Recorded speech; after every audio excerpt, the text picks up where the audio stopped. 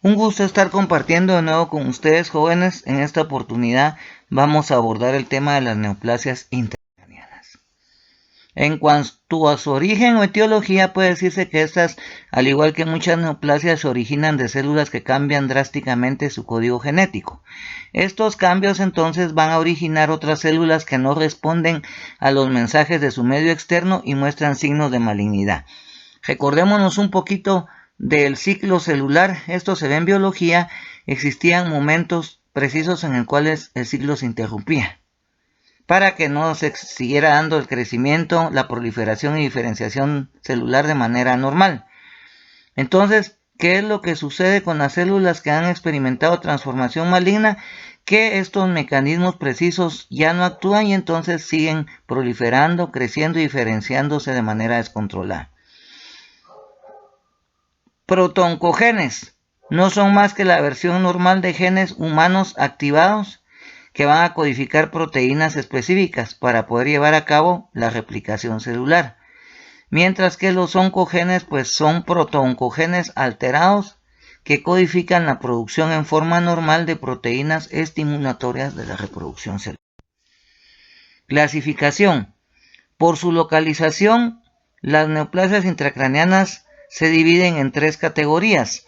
La primera de ellas es supratentoriales, o sea, las que están localizadas por encima de la tienda del cerebelo. Luego tenemos las infratentoriales, que están localizadas por debajo de la tienda del cerebelo. Y finalmente los raquimedulares, que se localizan en la médula espinal. También pueden clasificarse según las células que los forman.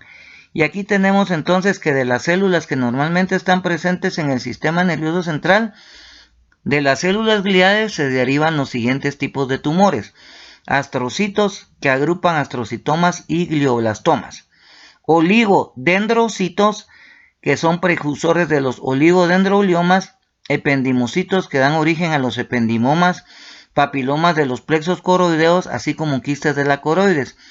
De las células neuroectodérmicas indiferenciadas se originan los medulloblastomas y tumores neuroectodérmicos primitivos. También tenemos los tumores originados en remanentes embrionarios presentes en el sistema nervioso central, de otras células, como por ejemplo las adenohipoficiarias, que estas pues dan origen a un tipo especial de tumores que se llaman adenomas hipoficiarios, que pues pueden ser funcionantes si secretan una o más hormonas, o no funcionantes si no producen hormonas. Tenemos también los tumores metastásicos y finalmente tumores óseos. En cuanto a lo que es su fisiopatología, existen varios mecanismos por los cuales los tumores pueden ocasionar síntomas. Los principales de ellos pues son hipertensión intracraneana, herniaciones cerebrales, hidrocefalia y finalmente edema cerebral.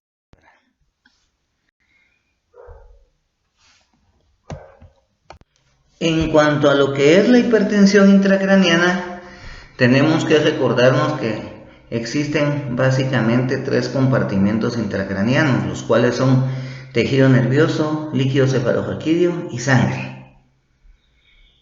Recordémonos un poquito de lo que es la doctrina de Monjo y Kelly. Esto se ve en fisiología en segundo año, la cual postula que el volumen total de los elementos antes descritos, o sea, cualquiera de los tres que mencionamos previamente, debe de ser constante para que no vaya a haber un aumento en la presión intracraneana. Cuando los límites de la compensación son sobrepasados, pues puede haber hipertensión intracraneana. Definitivamente, cuando existe una masa, en este caso un tumor, en el tejido del sistema nervioso central, pues va a haber una descompensación en lo que es una de las constantes de la doctrina de Monjo-Kelly, lo cual va a hacer que exista hipertensión intracraneana. Herniaciones cerebrales. Los tumores son masas que ocupan espacio en el cráneo y pueden ocasionar alteración en la regulación de presiones. Definitivamente va a haber mayor presión donde está localizada la lesión. Entonces la diferencia de presiones puede desplazar el tejido cerebral hacia un compartimento de menor presión. Existen varios tipos de hernias cerebrales, veamos cuáles son. la hernia subfacial, en la cual el giro del cíngulo se desplaza de manera contralateral por debajo del cerebro. Luego tenemos una de las hernias que son más frecuentes, la hernia del uncus, conocida también como hernia uncal, en la cual lo que sucede es que el uncus y el hipocampo protruyen hacia la incisura del tentorio. Luego tenemos lo que es la hernia central, en la cual lo que sucede es que existe un desplazamiento caudal del diencéfalo y del mesencéfalo a través del agujero del tentorio. Finalmente tenemos una hernia a través del agujero occipital, la cual pues puede ocasionar estrangulación de la región del bulbo medular por la herniación de las amígdalas cerebelosas a través del agujero occipital. Esta tiene un grado bastante alto de mortalidad. Hidrocefalia. Los tumores, conforme van creciendo, pues pueden llegar a obstruir o a desplazar los sitios de circulación normales del líquido cefalorraquídeo. Entonces esto pues definitivamente va a ocasionar que exista acumulación anormal, lo cual va a ocasionar hidrocefalia. La obstrucción más temprana e importante se da en tumores de la fosa posterior, algo muy importante a tomar en cuenta. El edema cerebral, existen dos tipos principales de edema cerebrales, el vasogénico y el citotóxico. En el caso de los tumores intracraneanos, pues predomina el edema de tipo vasogénico, que va a ser perilesional y afecta generalmente a la sustancia blanca. Ahora entremos a hablar de lleno a los tipos principales de tumores del sistema nervioso central que han sido descritos. Hablemos inicialmente entonces del glioblastoma multiforme. Este representa el 25% de los tumores intracraneanos. En cuanto a lo que son los gliomas, sí representa el 50% de casos. El grupo etario donde más frecuentemente se presenta es entre los 40 a los 60 años de edad. Sus características macroscópicas es que este tipo de tumor se presenta como una masa que puede estar bien circunscrita o por el contrario difusamente infiltrante con apariencia muy variada. Histopatológicamente hablando, lo que observamos en el glioblastoma multiforme es que existe una proliferación vascular, así como células gigantes, necrosis y hemorragia. La localización del glioblastoma multiforme prácticamente puede ser en cualquier región del sistema nervioso central. Sin embargo, se ha visto que los lóbulos frontales y temporales suelen ser los más afectados. Este tipo de tumor suele dar la denominada diseminación en alas de mariposa por invasión del cuerpo calloso. Se llama así porque se ve como que fuera una mariposa con las alas extendidas, ¿verdad? Cuando existe este tipo de diseminación.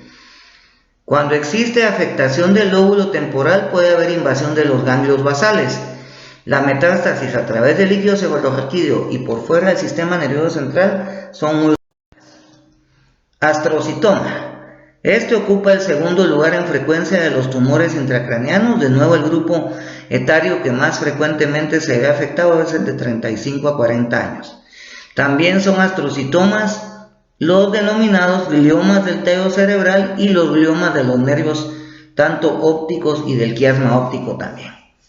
Existe poca tendencia en el astrocitoma a que dé metástasis por el líquido cefalorraquídeo. Su clasificación básicamente es en 3 grados.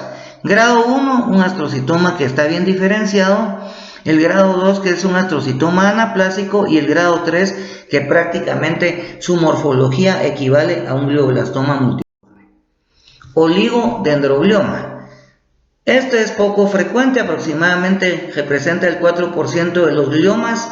Algo muy importante a tomar en cuenta y que es una característica que lo diferencia de los otros tipos de tumores es que en el 70% de los casos existe como dato característico la presencia de calcificaciones. Este tumor puede dar metástasis por el líquido cefalorraquídeo, algo muy importante a tener en cuenta. Su localización predominante es en la región frontal y es un tumor de evolución lenta. Ependimoma. El ependimoma también es poco frecuente, representa pues únicamente el 5% de los gliomas. Este sí es un tumor que generalmente se presenta en la población pediátrica, ¿verdad? Suele afectar pacientes dentro de la primera década de la vida. Su localización más frecuente es a nivel del cuarto ventrículo. 66% de estos tumores son infratentoriales, o sea, se localizan por debajo de la tienda del cerebelo. Existe en el ependimoma una tendencia a crecer hacia las paredes ventriculares e infiltrarlas y salir por los forámenes normales de Luschka y Magendie. Meduloblastomas. Representan el 15 a 20% de los tumores intracraneanos, de nuevo son más frecuentes en niños. Representan únicamente el 3% de tumores del sistema nervioso central. Los meduloblastomas característicamente se originan de células precursoras que parecen ubicarse en la capa granular externa del cerebelo embrionario.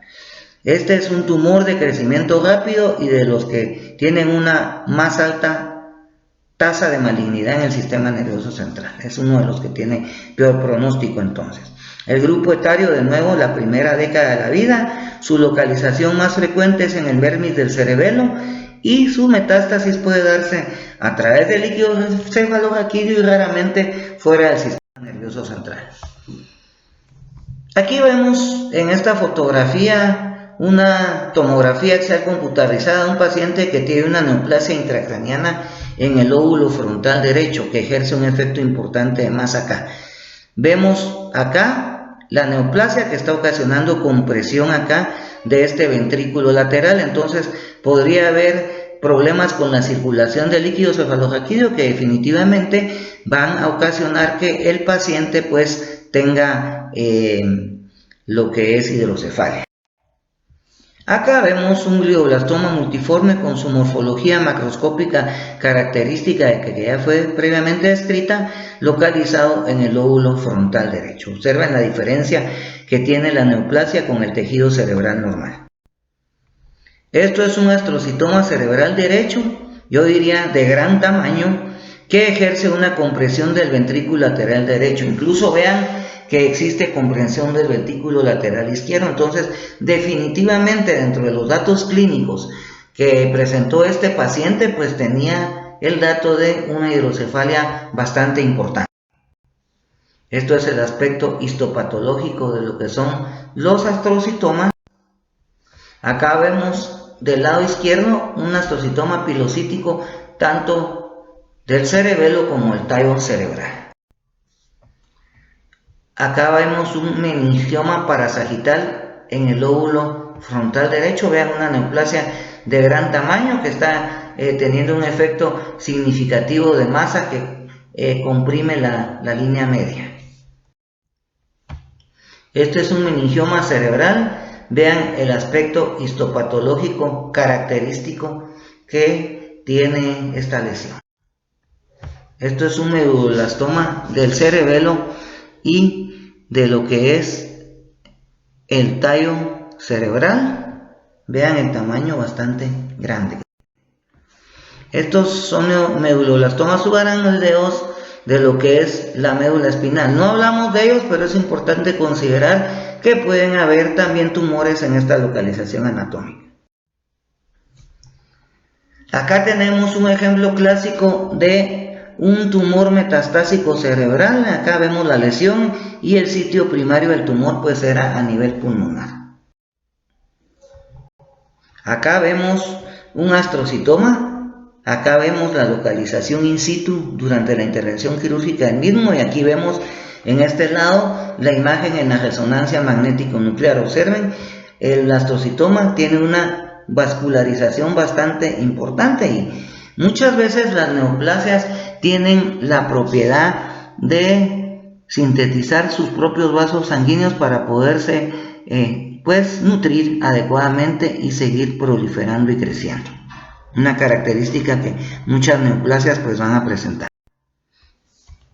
Esto es un oligodendroglioma que se presenta en el hemisferio cerebral izquierdo del paciente. Vean, acá se lo señalo con el cursor del mouse, una área oscurecida e hipodensa, ¿verdad? Vean acá, esto es el oligodendroglioma en una resonancia magnética nuclear. Muchas veces, pues, para que este tipo de lesiones destaque, pues es necesario administrarle al paciente algún medio de contraste por vía intravenosa. Acá vemos un ependimoma en el cuarto ventrículo, como podemos observar acá. una lesión importante de gran tamaño y probablemente ya con metástasis hacia este ventrículo lateral. Esta es una resonancia magnética nuclear en lo que observamos un meduloblastoma acá en la región de la fosa posterior en este paciente. Prácticamente esto sería para ejemplificar también los tumores de tipo infratentorial. Dijimos supratentoriales por encima de la tienda del cerebelo e infratentoriales por debajo de la misma. De nuevo acá vemos un acercamiento a lo que es un meduloblastoma que está localizado en otra porción del sistema nervioso central. Esto es un meduloblastoma preoperatorio en una resonancia magnética nuclear y acá la imagen de lo que es el posoperatorio después de haber removido el tejido neoplásico en este paciente.